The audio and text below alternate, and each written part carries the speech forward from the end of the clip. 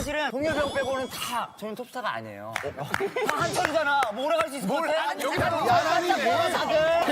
나도 무도 영원할 줄 알았어. 야, SM이 너 계속 지켜줄 것 같아? 두 다리 챙겨. 야, 나 혼자 가면 언제까지 지켜줄 것 같아?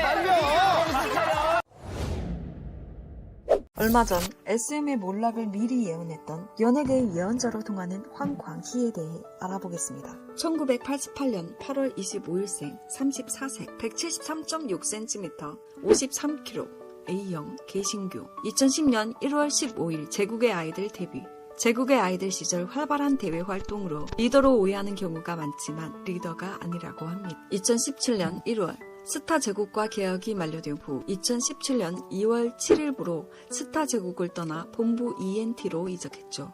예능용 말투와 목소리가 매우 특이하며 본인의 입으로 자신이 성형돌이라고 주장합니다. 강심장에서는 자신의 성형 전 모습을 공개한 적이 있습니다. 본인 인터뷰에는 성형은 내부유했으며 횟수는 여러 번씩 했다고 합니다. 다만 하이톤의 목소리 자체는 예능용으로 진짜 목소리는 아주 중저음으로 예능에서 유일하게 무한도전에서 요이와 소개팅할 때 보여주었습니다. 유희야, 너 어떻게 왔어? 요리를 굉장히 잘한다고 합니다. 이전에 올리브 쇼를 진행한 적도 있고 SBS 최고의 요리 비결 프로그램의 MC를 꽤 오래 맡았죠. 데뷔 12년차 아이돌이지만 이제껏 부른 노래 소절을 다 합쳐도 한 곡이 안 되는 우스갯소리를 할 만큼 노래에 차지하는 비중은 거의 없습니다. 황광희는 예능에서 인기를 얻은 인기 멤버는 맞지만 가창력은 그리 좋은 편이 아니라서 노래에서는 파트가 적은 편이었습니다. 심지어 2집 수록곡인 별이 되어에서는 한 소절도 부르지 않기도 하죠. 노래에서는 그다지 비중을 차지하지 못하지만 예능에서는 그룹을 대표하고 있습니다.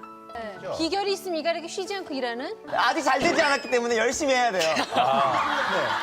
지상파 예능인 세바퀴에서 임팩트 있는 첫인상을 보여줬고 데뷔 초 인지도가 거의 없던 제국의 아이들을 어필하는 데 도움을 준 소년가장 멤버였죠. 강심장, 세바퀴 등의 예능 프로그램에 출연하여 필터 없이 폭주하는 특유의 말빨로 웃기면서 주목을 받는 데 성공했습니다. 그래서 방송사를 만나고 슬플 때 광희, 우울할 때 광희를 보라고 할 만큼 폭주 광희의 모험 영상마저 존재할 정도라는 건 공공연한 비밀이죠.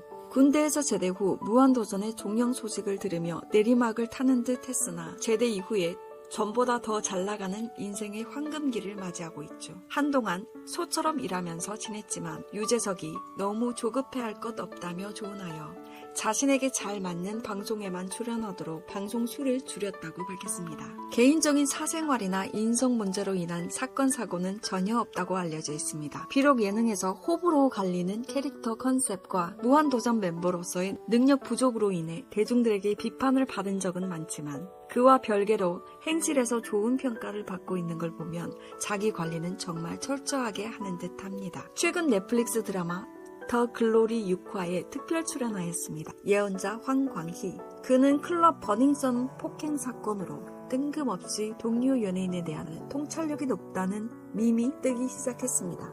특히 과민 반응을 보였던 연예인들이 줄줄이 안 좋은 사건에 엮이면서 당시의 행동이 재조명을 받기 시작했죠. 이로 인해 붙은 별명이 YG 전문 팩트 폭력배, 아이돌 수사관, 본의 아니게 연예계 스나이퍼가 되었으며 팬들에게 반 농담, 반 진담식의 예언자로 본의 아니게 연예계 예언자, 선지자, 금수 판별기로 찬양받고 있는 상황입니다. 사실 진지하게 생각해보면 연예계에 있는 사람들의 상대방이 어떤 성격과 성향을 가진 사람인지는 당연히 잘 알고 있을 것이고 불량한 행위를 할 것 같은 사람을 걸러냈을 뿐인 것이라는 의견도 있습니다만 여기서 중요시해야 되는 부분은 광희가 단순히 인기가 많은 사람들과 애써 친하게 지내려고 하기보다는 인성과 행실이 바른 사람들과 친하게 지내는 것을 선호했다는 점이며 바꿔 말하면 광희의 인성 개념 역시 훌륭하다고 볼 수 있다는 것이겠죠. 무한도전에서 탑에게 이 형 눈이 이상해 라고 말하는 장면이 나간 후 탑이 대마초 흡입한 사실이 드러나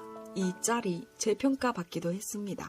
다만 이건 그냥 댄스 배틀 중 나온 발언 중 하나라 승리의 한 발언과 달리 대마초 사건 이후 네티즌들이 끼워 맞춘 거에 가깝다는 평도 많았습니다. 그리고 당시 탑이 춤추는 모습을 보면 눈을 사시처럼 뜨고 정신줄을 놓은 듯한 표정을 지었으니 무서워할 만도 했죠.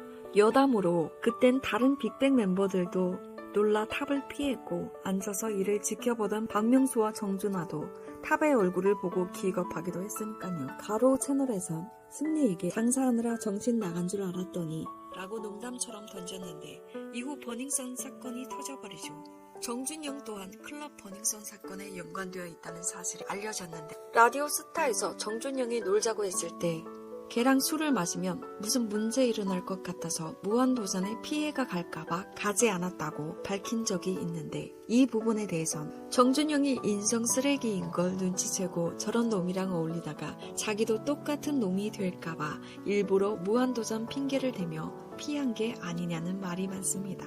사실 무도가 길과 노홍철의 음주운전 사건 이후 촬영 전날 금주 약속이 된 상태. 광희도 이를 지키는 것이기도 하지만 광희가 사람 보는 눈이 좋다는 걸 알려준 결정적 증거인 셈이죠. 문화일보의 한 기자는 방송 중에 이 이야기를 언급하면서 그때 광희가 따라 나가 놀지 않아서 천만다행이라고 발언하기도 했습니다. 전지적 참견 시점에서 신입 매니저인 유시종을 상당히 불편해하는 모습을 보였는데 그 매니저가 과거 일진이었던 걸로 밝혀집니다.